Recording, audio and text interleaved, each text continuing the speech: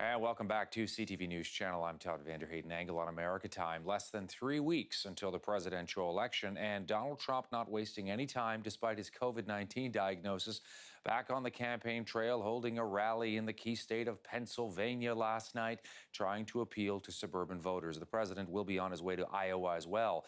Joe Biden, meantime, in Florida, another key state, of course, trying to appeal to senior citizens. We're going to show some of the polls as well. Not good news for Donald Trump's re-election campaign.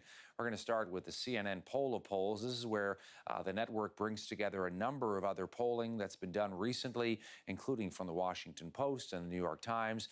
And there it is. We have Joe Biden ahead of Donald Trump by 11%. We also want to show you one from the Los Angeles Times, predicted percentage of votes that has Joe Biden at 53.9% and Donald Trump is at 41.4%. And finally, we want to show you the battleground states here. And this is where, of course, this election will be won or lost. And Texas, huge, 38 electoral college votes. Florida, huge. Arizona, Georgia, Ohio, North Carolina, Pennsylvania, Michigan. You've heard all these names before, of course. And this is where it is all going to be decided on November the 3rd. And this is why you see Joe Biden and Donald Trump going to some of these key states like Iowa and like Florida and Pennsylvania. Let's bring in our Angle on America commentators, Steve Farnsworth and Cory Crowley. Steve, let me start with you this week here. Donald Trump back on the campaign trail. Is that dangerous? And I don't just mean health-wise. I mean politically, is that dangerous for him to be back out there? Well, I think there are the health questions, to be sure, about whether this is a good idea. It's a pretty exhausting schedule. For even a healthy person who hasn't just been through COVID. But politically speaking, he really has to be doing this. He's behind in the polls. He really needs to do everything he can. You really need to basically put the pedal to the metal when you're talking about the last 3 weeks of a campaign. And particularly when you're behind, you don't want to wake up the day after the election day and say, I should have done more. Yeah, it's a good point. Cory, what do you think? I mean, he's heading to your home state of Iowa.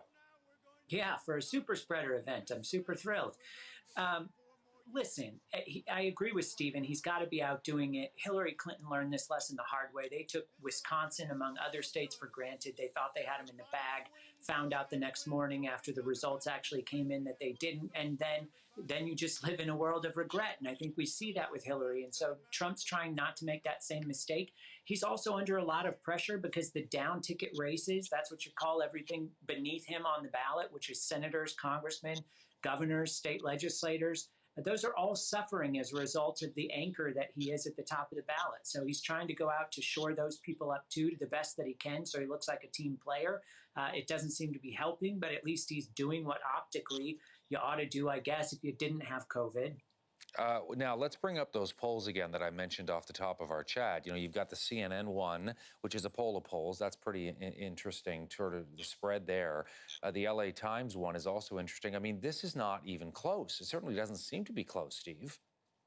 Yeah, and this is, I think, the challenge that the president is facing. He has really, over his 4 years in office, not done an effective job about reaching to voters who are not in his corner to start with. His strategy has really been to play to the base consistently, and that's why his polling numbers have never exceeded 50%. He consistently comes in at low to mid-40s, and that's basically where he is right now in these national polls. Now, by emphasizing his efforts in some of these swing states like Pennsylvania and Ohio and Iowa, he's going to try to bring up the numbers, because the results in these closer states, the swing states, are really where the action is. But also, they're also still winnable places. A lot of these polls are within the margin of error in these individual states. And so to the extent that there are people who might vote for Trump if they showed up, but are somewhat discouraged by COVID or other things, if he can get them more energized, you know, he can make a bit better showing. It's not unreasonable. This is what people who are behind in elections always do. They try everything they possibly can, and they're going to be exhausted. And that's what awaits, I think, the Trump campaign in the next few weeks. Yeah, absolutely. And, you know, the president, we certainly know, is sometimes at his best when he is in a corner and is on the defensive. We saw that last time. Speaking of which, Cory, I've got to get your read on these polls because, you know, pollsters really had an image problem after the last election. They were so wrong. You know, 99% of them were wrong in terms of what happened. And everybody was left dumbfounded when Donald Trump won that election. Now they say, no, wait a minute. We've corrected for that. We we are much better at this. We are much more able to account for so-called shy Trump voters, and we go for different demographics that we didn't go for last time around. So the depictions are much more accurate. Do you believe that? Well, no, and here's why. Because there are just things that you cannot account for in polling. And Trump is an anomaly, and there is no way to poll his supporters. Most people would say that you're doing great with Trump if you are invested in the stock market and people like a booming economy, and they all see that. But these Trump voters, many of them live in rural areas that are impoverished, that aren't seeing any trickle-down economic effects from the booming stock market setting a new record every day, or anything else like that. And many of them are proud, and they wave Donald Trump flags outside of their house, and they've got bumper stickers and boat parades. But many of them, particularly the swing voters, the ones hardest to read in an average election and more difficult to read in a terrible election like this, who may be going for Trump, do absolutely not want to admit that. Most of those people are upper middle class. They're well educated. They probably run in circles that are more liberal than themselves. And they're a little embarrassed by the fact they might support this president. Let's show the battleground states again, if we can, just to give people a sense of where, we're going to be talking about geographically a whole lot over the next 2.5 weeks, and of course on the evening of November the 3rd itself. What do you think Joe Biden's strategy, Steve, needs to be here in these states? What do you think we're going to see from the former vice president over the next 2.5 weeks or so? Well, I think ultimately the argument that is most effective for Joe Biden is, do you want 4 more years of this? And the key emphasis on this would be the economic and healthcare crisis that is COVID. That is a very, very difficult record to spin positively for the Trump campaign. And the more the former vice president talks about COVID, the better it seems to me for his prospects. What's also true, of course, are the other issues with respect to international issues, with respect to some of the questions about police conduct. There are a lot of issues over the last 4 years in terms of whether you're going to lose your health care under the Affordable Care Act with the Supreme Court appointment and the rest. I mean, there are a lot of areas where I think Joe Biden could say that you might have reason as a voter to be worried about what a second term of Trump would look like.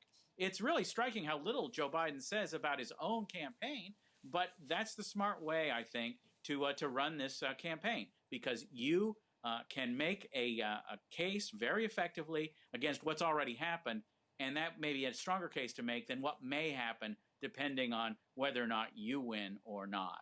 It's fascinating how it's all interconnected. And Steve, you talked about the confirmation hearings going on right now. So let me ask Cory about that. Amy Coney Barrett, a conservative Catholic, 48 years old. If she is confirmed, as we expect will happen, she'll be on the bench for a long, long time. So far, this is day 3 of her appearance. She has refused to answer some pretty direct questions about issues like abortion. That's a huge one, of course, why she's controversial, but also same-sex marriage, and even whether Donald Trump can pardon himself. Your read on now her not coming out with more clear answers. I mean, does she have to? Should she? Or is this part of a smart strategy, really, at this point? Well, in this extremely hyper-partisan environment, I think, Brett Kavanaugh being able to get on the court makes it absolutely apparent that you don't have to answer questions when you're there. It'll be a party line vote. She knows she's going to get on. The filibuster no longer exists for judicial nominees. The 60-vote threshold isn't there. And so what's she got to do? She already knows she has the support of all the Republican senators, most of them. And so she's just going to sit there, be quiet, do no harm. These are mostly political theater now. There's no interview process. There's no scrutiny that actually matters, because it's become so partisan that it just doesn't matter. People have turned to their corners. I also think she benefits greatly from the fact that when Kavanaugh was up there under the spotlight and being accused of what he was, the eyes of the country and maybe the world were on it. But right now, there's a campaign in 3 weeks. Donald Trump is doing what he does best, sucking the air out of the room. And nobody's really paying attention to what's happening up on Capitol Hill this week. Yeah, and I wonder about that, Steve. The Democrats and some of them who are portraying this nominee as sort of an apocalyptic choice that would roll things back to the 1960s, the end of abortion, the end of same-sex marriage, the end of affordable health care, and whether you think realistically that could happen if this woman were to be confirmed, and the court swings 6 conservative justices and 3 liberal justices? Well, the honest answer, Todd, is we really don't know. One of the reasons that she has very little to say is that she hasn't been on the bench very long, and her political position does not become stronger if she is honest about some of these questions. I think that Supreme Court nominees generally are pretty reticent, and this one especially so. What's going to happen, though, is that the more the Democrats talk about this apocalyptic vision, the more motivated some of those voters who will vote Democratic if they show up will actually do so. We're seeing extraordinary lines in this country for early voting, absentee voting, mail-in voting.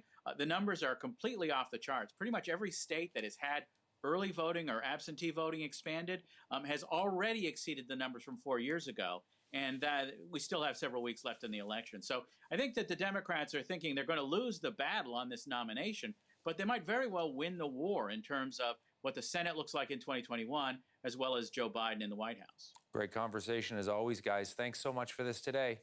Thanks, Todd. Steve Farnsworth, Cory Crowley.